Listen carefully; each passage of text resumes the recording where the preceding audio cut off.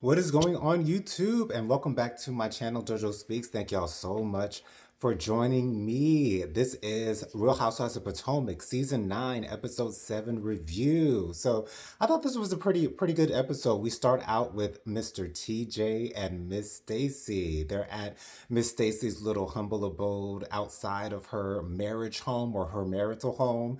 And they're kind of talking, a little bit. And Stacy's explaining to TJ that, she wants him to meet the girls and, kind of get a feel of how they are. And also, they're talking about the fact that the girls are saying, he might be trying to play you, girl. You know what I'm saying? He ain't giving you no D. He ain't doing really much of anything for you. And I also have also noticed that every time that they put TJ's name, the producers put TJ's name in any of her scenes, he's always listed as her best friend.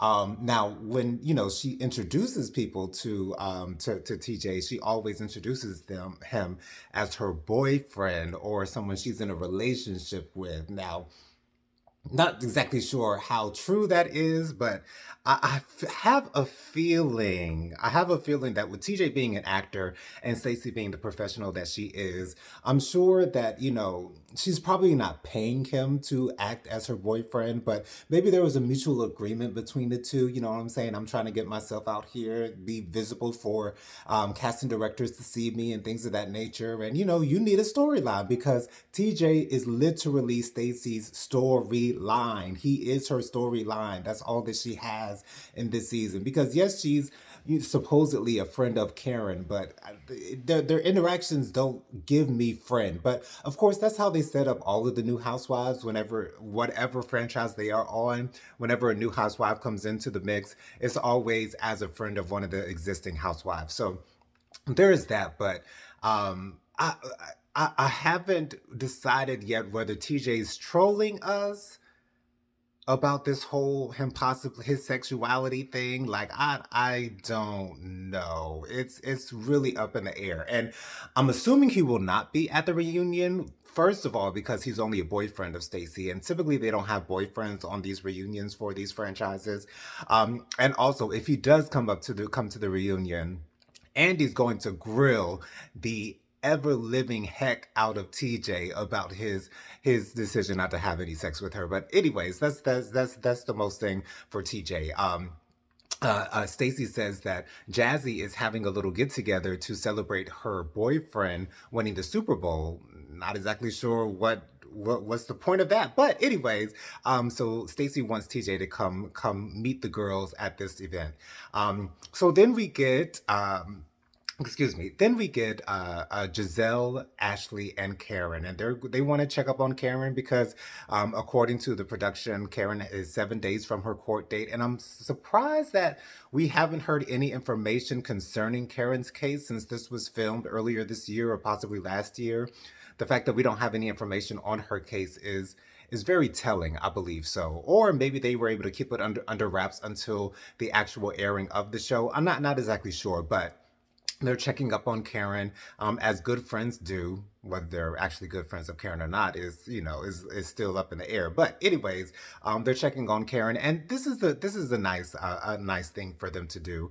I enjoyed this particular scene. I'm still not exactly sure how to feel about Ashley. I think that she does belong on the show. I think that she's perfect for the show. She knows exactly what the role calls for, and she does it with perfection. But anyway, so they want to check on Karen. Karen still can't give any details on the case in particular, but they're checking on Karen nonetheless. Anyway, so then we have Wendy and her family. I love Wendy's family. Wendy's husband Eddie. He's so personable. He has such a great personality, and he's extremely handsome as well. But her three kids. One of her kids is moving from elementary school to middle school. Another is moving from kindergarten to the first grade, something of that nature. And she's out with, I believe, it looks like her brother and her mother.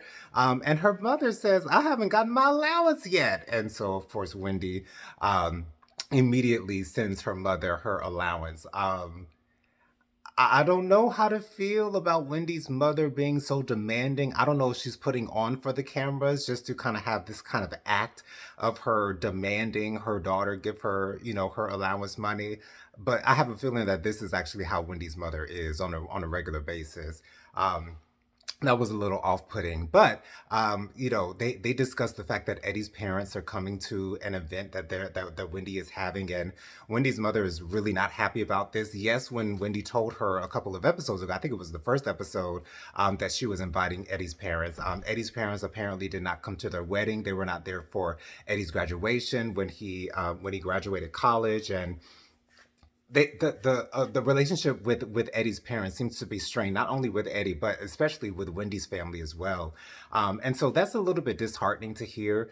But I hope that they're able to come together. I hope that they will be at least cordial with one another and at least be happy, because Wendy and Eddie are very, very happy, or at least that's what it seems like from the outside looking in. So I hope that things get better with Eddie's parents, excuse me, and Wendy. I hope that does get better. Then Ashley's mother comes over, and Ashley is somewhat taking care of her mother in a way, even though her mother does still work. She's very close to her mother, and I like that. And Ashley's mother is in a relationship that Ashley really doesn't approve of. She feels like her mother's boyfriend is kind of using her and things of that nature. So it's really good to see that Ashley is looking out for her mother. That's a really good thing to see. So Jazzy has her event for her boyfriend. It's actually very lavish. It looks very upscale. So I was really happy to see that. And so all of the cast members show up, Mia included. Mia brings Ink. Ink is introduced to Wendy, Mia, and all the other girls. And TJ and Stacy show up, and Eddie has a conversation with TJ, and they're discussing the whole not no sex thing. Of course, that's their whole storyline. And Eddie's like, I agree. You know what I'm saying? You got to be friends with your significant other before you delve into the relations part of the deal. And Wendy has her confessional. She says as soon as she saw TJ, she knew that he was not sexually active. Now, I don't know if Wendy decided to say that because she wanted to say something else, but decided to keep it cute for the cameras. I appreciate Wendy for that, because Wendy is very politically correct, and I enjoy that about Wendy, because she knows not to say too many things that will get her canceled, or that will get her in that will get a bad taste in people's mouth about her. So I enjoyed seeing that. I really did enjoy seeing that, and it seems like Jazzy and her boyfriend are in love. The whole situation with his kids and the fact that he had two kids while they were actually together. One of them is one, I think the other one is two. And she said that she's been with him for 2 years. And so, it's you do what you do. If you're okay, if that's what you accept, then so be it. I hope that you are happy in your relationship, and I hope that you're at a place where you have an agreement as to what are the boundaries or parameters of your relationship, so no one is being disrespected in the relationship. So I hope things are going well with Jazzy and her boyfriend. She's a beautiful girl, and she's in a relationship with a beautiful man. So so there's that. And then Karen has a little bit of a lunch date with her cousin who was actually on the phone with Karen when she got into her accident. He got a little bit emotional about that. And first of all, I have to say, Karen's suit, her green and black striped suit that she had on, was everything. And her cousin's really cute too. But it's beautiful to see Karen's relationship with her family. She's clearly very close to her family. They seem to lift her up. They seem to be there for her. They seem to love her unconditionally, and I love to see that. And then, last but not least, we get Ink, Mia, and Gordon. Ink and Mia are in their humble abode with the two kids. The two kids are playing around with Ink, and they seem to have a really good relationship. And it's interesting to me that Mia says in her confessional, or Mia and Ink have this discussion as to the fact that the kids just think that Mia and Ink are really good friends. Kids pick up on everything, and Mia and Ink, the way that they interact with one another, even around their kids, it's giving relationship. So them kids know that y'all are together, Mia. Whether you want to admit that or not, those kids know that you are together. But maybe this is just a cloak that she's trying to push onto the viewers so that they don't think that the kids are confused, but I'm sure the kids have questions. They just may not know how to voice those questions or voice those concerns concerning her relationship with Ink. But it is what it is. Gordon comes over, and Ink tries to initiate a conversation, or actually, it's Mia that tries to initiate a conversation, and Gordon simply says, "I told you I'm not recording with this man." Then he accuses them of having an affair. He says that Mia, terminated a pregnancy because of Ink. Ink apparently did not know this information, which is interesting to me. And Mia's like, I want you to be to know about this man that I have around our children. That's the reason why I wanted you to come over and have this conversation with us. But Gordon is not here for it. Gordon storms out of the apartment. Gordon is very hurt. It's very sad to see. However, at the end of the day, Gordon signed up for this. Gordon found Mia. I believe that she was 21, 22 at the time. Gordon signed up for this. So this is what you signed up for, Gordon. So I'm sad that you're not in a good place right now. I'm sad that he doesn't have the support that I'm sure he feels that he needs at this time.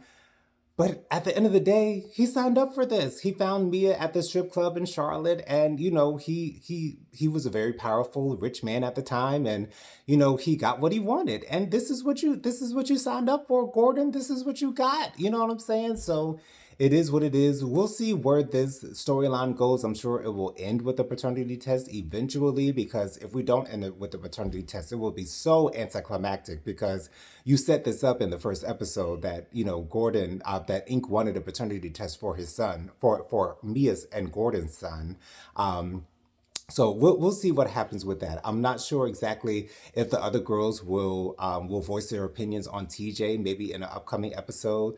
And also it seems like in the next episode, Karen will be going to her court date. So we'll see what happens with that. But thank you guys so much for joining me for this particular video. Make sure you guys subscribe, press the like button, leave a comment, let me know your thoughts on this season thus far of Potomac.